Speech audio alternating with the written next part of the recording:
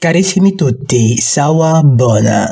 Depuis la tour du château de Monteriggioni, je suis le docteur Rando. Parlons aujourd'hui des 7 péchés capitaux. J'ai voulu toucher à ce sujet non seulement parce qu'il est d'actualité, mais aussi et surtout parce que les religions sont devenues aujourd'hui tellement laxistes et de mauvaise foi que l'on n'enseigne plus aux personnes la nécessité d'être toujours sur le qui-vive afin d'éviter de tomber dans les pièges que nous tendent cette partie de chacun de nous qui nous pousse constamment vers ce que les anciens appelaient les 7 péchés capitaux.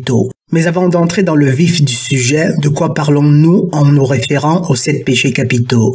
L'orgueil, la luxure, l'envie, la colère, la paresse, la gourmandise et l'avarice. La théologie catholique considère ces 7 péchés par opposition aux péchés mortels, en ceci que les péchés capitaux seraient en réalité la cause de tous les autres. Péché capital, du latin caput, c'est-à-dire chef, tête. Il fut un temps où tout religieux qui se respectait savait qu'il était du devoir de chacun de nous de veiller en permanence afin que ces basses pulsions ne prissent le dessus, car le mal ne dormant jamais, les démons qui régissent ces bas instincts de l'homme sont toujours à l'affût. D'où l'importance capitale, pardonnez le jeu de mots, d'instruire les croyants sur ces faits, afin qu'ils soient toujours préparés à les affronter. Comme vous le savez sans doute, on affronte mieux un ennemi que l'on connaît bien, tandis qu'en face d'un adversaire dont on ignore l'existence, on est complètement, mais alors complètement dépourvu, et donc complètement vulnérable. Quelqu'un disait que la plus grande astuce que le diable ait jamais trouvée fut de convaincre l'humanité qu'il n'existait pas. Et cette personne avait vu juste. Mais revenons aux péchés capitaux et analysons-les l'un après l'autre. L'orgueil.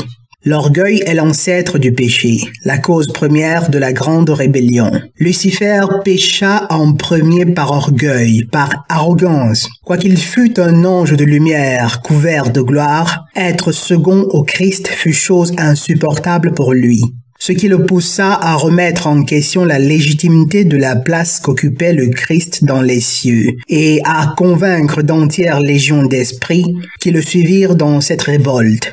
La majeure partie de ces esprits habitent aujourd'hui des corps humains et peinent à retrouver le bon chemin pour retourner au Créateur. Ces esprits-là, c'est vous qui m'écoutez, c'est moi et beaucoup d'autres personnes qui cherchent sincèrement le chemin.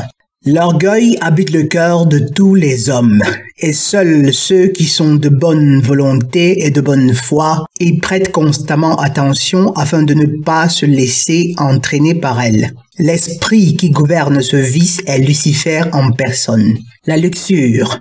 La luxure est la perversion de l'acte sexuel et ses nombreuses déclinaisons. Du temps où les hommes écoutaient encore Yahuwah, l'acte sexuel était une opération sacrée qui avait pour seul but d'appeler en ce monde des âmes pour leur pèlerinage terrestre. Mais depuis que les hordes d'Asmodée furent bannis et exilés sur terre, cet acte au départ noble et divin est devenu le meilleur moyen par lequel le mal dégrade l'humanité. Nul n'est besoin de faire un dessin pour que vous compreniez la gravité de la situation. À un degré ou à un autre, chacun de nous est affecté par une tournure de cette perversion. La sexualité est un acte de procréation et non de récréation. Je l'ai déjà cité, mais l'esprit qui gouverne ce péché s'appelle Asmodée. L'envie. L'envie, à ne pas confondre avec la jalousie, est le ressentiment ou la haine éprouvée à la vue du bien ou des qualités possédées par les autres, au point de désirer qu'il leur arrive malheur. L'esprit qui gouverne ce vice est connu comme le Léviathan.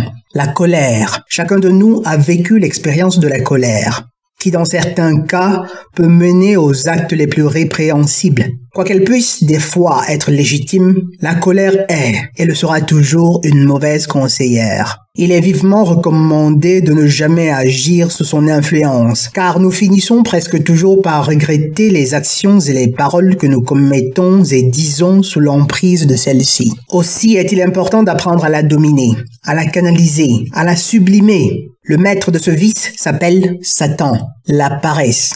Tandis qu'il est juste et nécessaire de se reposer et quelquefois de se détendre, il est cependant important de veiller à ne pas en faire la juste excuse pour sombrer dans l'oisiveté.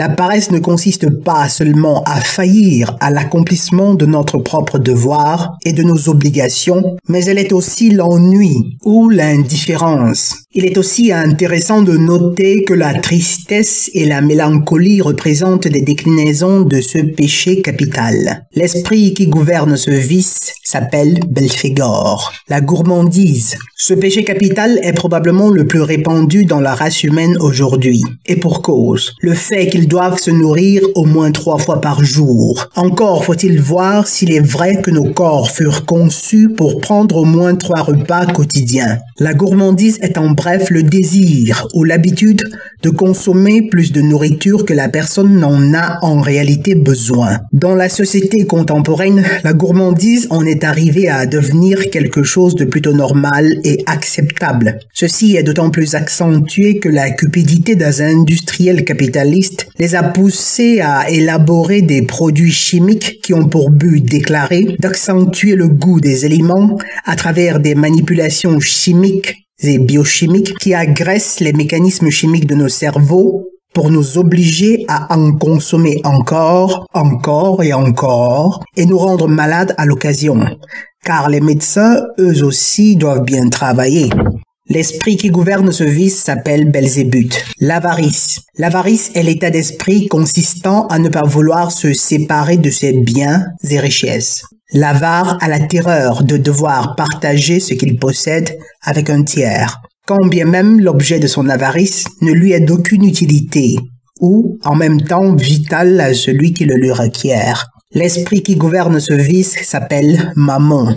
Voilà, vous avez à peine repassé les 7 péchés capitaux. Chacun de vous, en faisant une profonde et sincère introspection, serait à même de dire ou d'établir lesquels de ces péchés capitaux doivent encore être maîtrisés et soumis par lui. Mais en attendant, rappelez-vous toujours, soit nous souffrons pour nous perfectionner, soit nous souffrons de nos imperfections. Depuis le château de Monteriggioni, je suis le docteur Rando. Sawa Bona.